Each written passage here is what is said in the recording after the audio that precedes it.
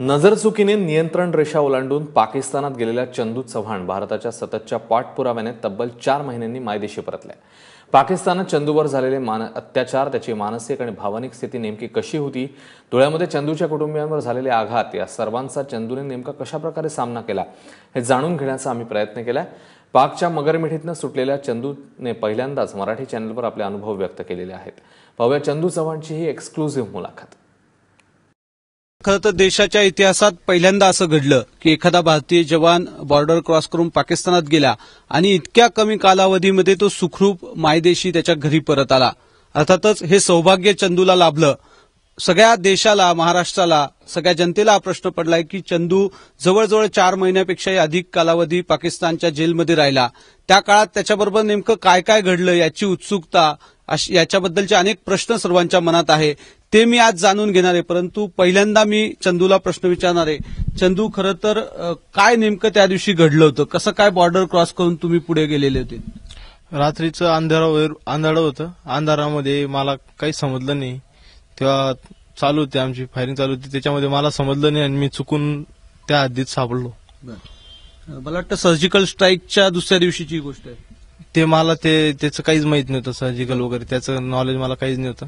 त्या टायमाला फायरिंग चालू होती, त्या टायमाला मी रात्री चुकून त्या हद्दीत सापडलो, तेव्हा मला पकडलं गेलं। मग ज्या दिवशी तुम्हाला पकडलं त्या दिवशीचा सीन काय होता? कारण रात्री साधारणतः बऱ्याच उशिराची ही गोष्ट होती। तुम्हाला कशा पद्धतीनं चेकपोस्ट केलं गेलं तिथे पाकिस्तानच्या सैनिकांकडून?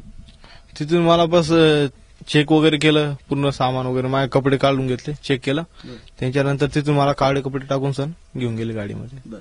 मग कुठे नेलं वगैरे काही कळलं किंवा कसे मग तुमची पुढची प्रवास कसा सुरू झाला तिथल्या पाकिस्तानातल्या जेलमधला? तिथं बस मारपीट झाली।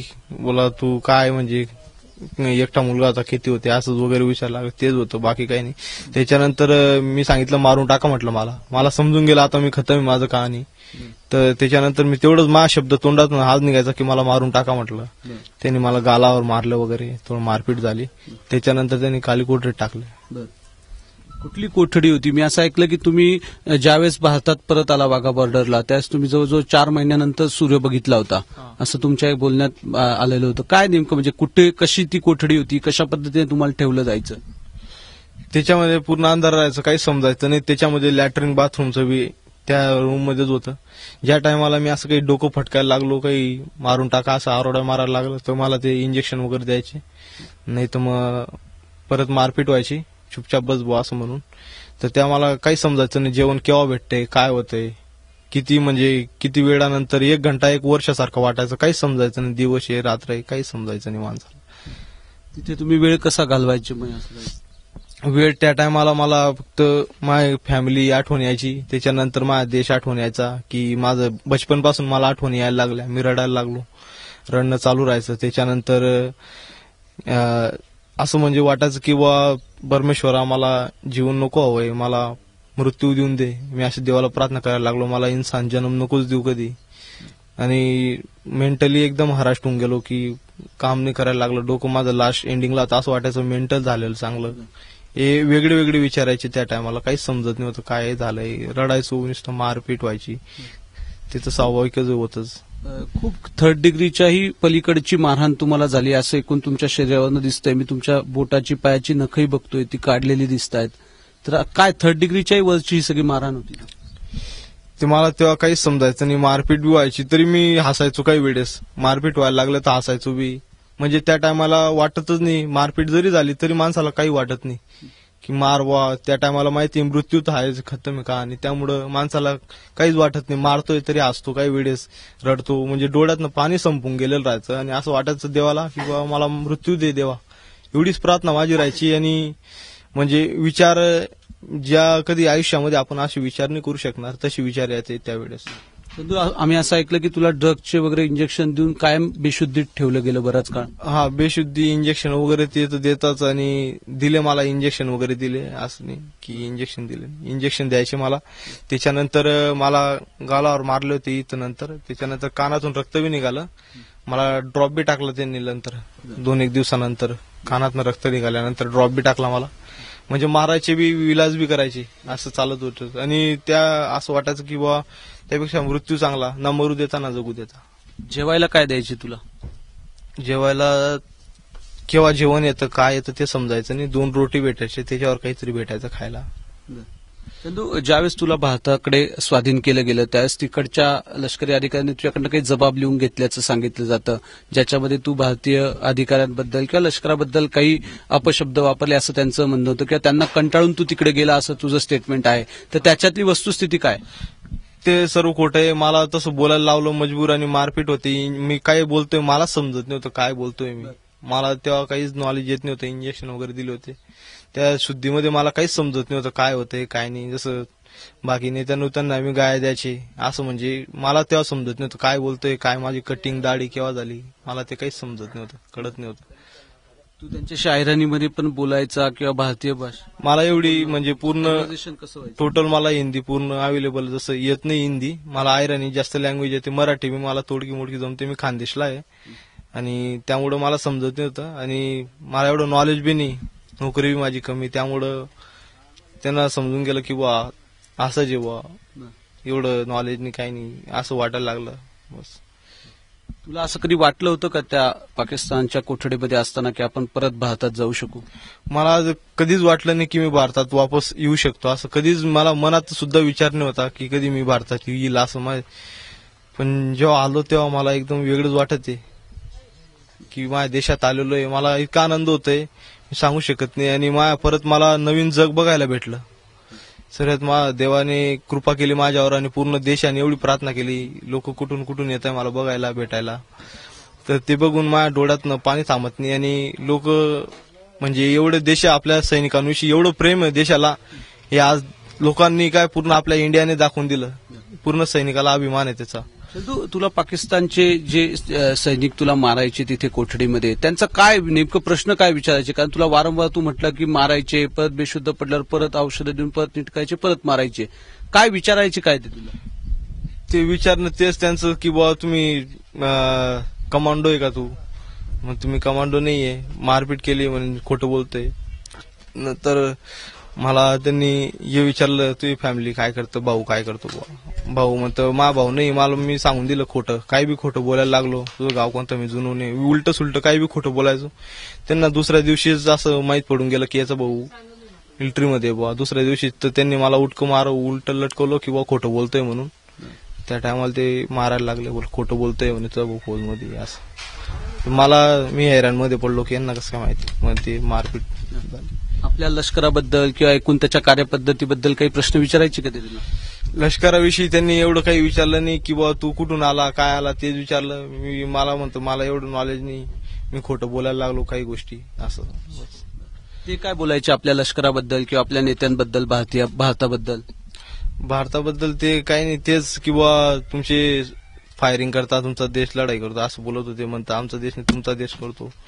मी संतापामध्ये त्यांना बोललो की संतापमध्ये उडीचा बदला घ्यायला आलो म्हटलं. असं मला मारून टाकतील बा असं मला वाटत होतं. त्यामुळे मी बोललो की बाबा उडीचा बदला घ्यायला. त्या टायमाला माणसाला जीव शिवून जातो आणि माणूस एकदम म्हणजे काहीच वाटत नाही. मारपीट खायला काहीच वाटत नाही माणसाला. चंदू, असा एखादा क्षण आठवतो का की जेव्हा तुझी आणि पाकिस्तानच्या त्या जवानांची जुगलबंदी झाली किंवा तुम्ही समोरासमोर शाब्दिक काय ना भिडले? शाब्दिक काळ म्हणजे तुमचं बोलणं काही भांडण झालं का तिथे? जसं तू आता म्हटला की त्यांनी तुला मारल्यावर तूही सांगितलं की हो आलो मी उरीचा हल्लाचा बदला घ्यायला. असं काही झालं का? तसं नाही. ते बोलले बस ते एवढंच बोलत होते की इसको मार डालो बस एवढंच सांगत होते. याला मारून टाका म्हणे. हे भारताच्या सैनिकांना मारून टाका. आणि असं वाटत होतं की आपले सैनिक आहेत तिथं असं वाटत होतं. जसं कोणी रडायचा आवाज यायचा भिंतीपाशी. कोणी पागल सारखं आराय मारायचं. कोणी गाणं म्हणायचं. कोणी एकदम विचित्र अद्भुत म्हणजे वेगळंच वाटत होतं मला. तेव्हा त्या टायमाला मी बी असं वेड्यासारखे गाणे म्हणायला लागलो. काय वेळेस तेव्हा मेंटली मी एकदम हराश होऊन गेलो होतो. गाणे म्हणायचो काही वेळेस. देवाची आरती करायला लागलो. देशाचे गाणे म्हणायला असं वेगळे वेगळे एकदम मला तेव्हा समजत नव्हतं. तुला असं म्हणायचंय का की तुला जिथे ठेवलं होतं तिथे इतरही भारतीय जवान किंवा सैनिक होते? सैनिक असतील तिथं भरपूर असतील असं मला वाटतं की कोणी देवाचं नाव घ्यायचं कोणी काय म्हणजे आपले देवाचं तर आपलेच लोक असतील बुवा असं. तुला आठवतंय का की कुठे नेलं होतं तुला? कारण खूपदा तुझ्या जागा बदलल्या असं तुझं म्हणणं आहे. तुला आठवतं काय की कुठे नेलं होतं, कशा पद्धतीने न्यायचे? सर ते मला काही नाही. जसं ते काळे कपडे टाकून द्यायचे वरती पूर्ण कपड्यावर इथपर्यंत. त्याच्यामुळे मला काहीच समजायचं नाही. कुठं घेऊन गेले काय घेऊन गेले ते मला काहीही माहित नाहीये. बिलकुल बी त्याचं म्हणजे मी यामध्ये जेलमध्ये गेलो तोपर्यंत मला जेल शिवाय दुसरं काहीच दिसलेलं नाहीये. मग तुला सर्वात पहिले केव्हा कळलं की आता तुला आता सोडणार आहेत आणि तेव्हाची काय होतं म्हणजे तुला पहिल्यांदा केव्हा सांगितलं गेलं? मला ते सांगितलेलंच नाहीये सोडणार आहे असं वगैरे मला काहीच सांगितलं नाही. म्हणून ते वाघा बॉर्डरचं सुद्धा एवढं आठवत नाही काय झालंय काय नाही. म्हणजे मी जेव्हा मिलिटरी हॉस्पिटलमध्ये आलो तेव्हा मला आमच्या मिलिटरी हॉस्पिटलवाल्यांनी ट्रीटमेंट केली तेव्हा मला सांगितलं की तू देशात आलेला आहे. तेव्हा मला थोडं मी तेव्हा रडायला लागलो. भावाची आठवण म्हणजे मी भावाला बोलायला सांगितलं असं. या मधल्या काळामध्ये 4-4.5 महिने जे काही तू तिथे होता त्याच्यानंतर भारतात आल्यावर सर्वात पहिले तुला कोण भेटलं त्यावेळेसची तुझी प्रतिक्रिया काय? मला आमचे डॉक्टर सुभाष भामरे भेटले. ते आले की चंदू म्हणे तू देशात आलेला आहे तू काही टेन्शन नको घेऊ आणि तुझ्या भावाला आम्ही भेटून देऊ बुवा एवढं बोलले. आणि मला त्या टायमाला माझ्या डोळ्यातनं पाणी थांबलं नाही की बा माझ्या देशात आलेलो आहे. मी इतका आनंदित झालो आणि ते आले होते मला भेटायला. वाघा बॉर्डरला मला वाटतं भामरेंनी तुला घेतलं होतं तिथून तुला त्या मिलिटरी हॉस्पिटलपर्यंत जायला किती अंतर होतं किती वेळ लागला? ती एवढं काही माहित नाही. एक घंटा लागला असे तकरीबन अर्धा 1 घंटा असं काही. तिथून काही एवढं म्हणजे ध्यानात नाही माझं असं. चंदू तुला सर्वात पहिले केव्हा कळलं की तुझ्या आजीचं निधन झालं आणि त्यावेळेस तुझी पहिली प्रतिक्रिया काय होती? माझा भाऊ 1-2 तारखेला आला होता वाटतं 1-2 तारखेला मिलिटरी हॉस्पिटलमध्ये. तर मी बाबांना बघितलं बाबांना डोळ्यांना पाणी थांबलं नाही आणि ते पाणी बघून मला समजून गेलं घरी कोणतरी काहीतरी झालं आजीला. बाबा रडायला लागलं त्या टायमालाच मला समजून गेलं बा आजीचं असं झालंय. आजी बी आजारी होती माझी म्हणजे डायबिटीस होती आणि मला वाटलं माझ्या बहिणीचं काही झालं असेल या तर माझ्या आजीचं काही झालं असेल. माझ्या ते डोक्यात आलं मी समजून गेलो आणि ते आजी वारली तिथं. चंदू खरं तर आता सगळ्यांना अजून एक प्रश्न आहे जो जाणून घ्यायचा ज्याचं उत्तर की तू आता लष्करात कायम राहणार आहेस का सेवेत? कारण ज्या पद्धतीचा त्रास तुला 4-4.5 महिने तिथे झालेला आहे त्याचा एक बदला म्हणून भारतीय सैन्याच्या वतीनं किंवा त्याचं प्रत्युत्तर देण्याची संधी तुला मिळावी असं तुला वाटतंय का? आणि काय असणार आहे तुझं याच्या पुढच्या काळातलं आर्मीचं सेवेतलं भविष्य? सर्वात पहिले माझ्या देशाने मला एक नवीन जन्म दिलेला आहे आणि पुन्हा मला आपल्या देशाची सेवा करण्याचा मौका दिलेला आहे. तर मी हे करणारच मरेपर्यंत करेल मी देशाची सेवा आणि मी करणारच लास्ट पर्यंत माझा हा शब्द राहील. आणि मी मरेपर्यंत माझा लास्ट श्वास जोपर्यंत चालेल. माझा भाऊ बी सेनेमध्ये मी बी सेनेमध्ये. आमचं पूर्ण देशाने मला एवढं प्रेम दिलेलं आहे की ते उपकार कुठं फिडू आणि हा मोका जे मला की माझ्या देशाचं मी रक्षण करण्याचा परत पूर्ण मरेपर्यंत श्वास ठेवला. आता कधी परत लष्कराच्या सेवेत रुजू होतोय? मी 8-9 तारखेला जाणार आहे. एप्रिलला? हा जम्मू मध्ये चाललो ड्युटीला परत. कुठे असणार ड्युटी? ती एवढं काही माहिती पण जम्मूला मला बोलवलेलं आहे ड्युटीवर. 8-9 एप्रिलला? हा. तुला पाकिस्तानला आता तू भारतात आलेला आहे सेफ आहेस आपल्या लोकांमध्ये आहे. आता इथून तुला काय वाटतं की पाकिस्तानला काय संदेश द्यायचा आहे तुला? पाकिस्तानला काही संदेश द्यायचा आहे का तुला? देश म्हणजे त्यांना तेच की बाबा फायरिंग करायची नाही. आमचा देश चांगला आहे आणि आमच्या देशाविषयी आम्हाला गर्व आहे. पूर्ण देशाने आज दाखवून दिलेलं आहे की एक सैनिक बी आपला तिथून घेऊ शकतो तर आपला देश किती ताकदवान आहे हे दाखवून दिलेलं आपल्या देशाने. खूप अभिमान आहे सर्वांना आणि आपल्या देशाला बी खूप गर्व आहे. एक सोल्जर तिथून घेऊन आणणं म्हणजे आसान गोष्ट नाही आणि आपल्या देशाने दाखवून दिलेलं आहे.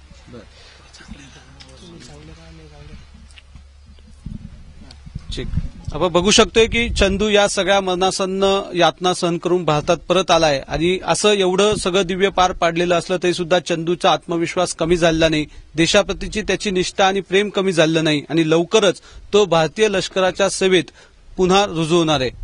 कॅमेरामन किरण कटारेसह सागर वैद्य, एबीपी माझा, पिलखोड.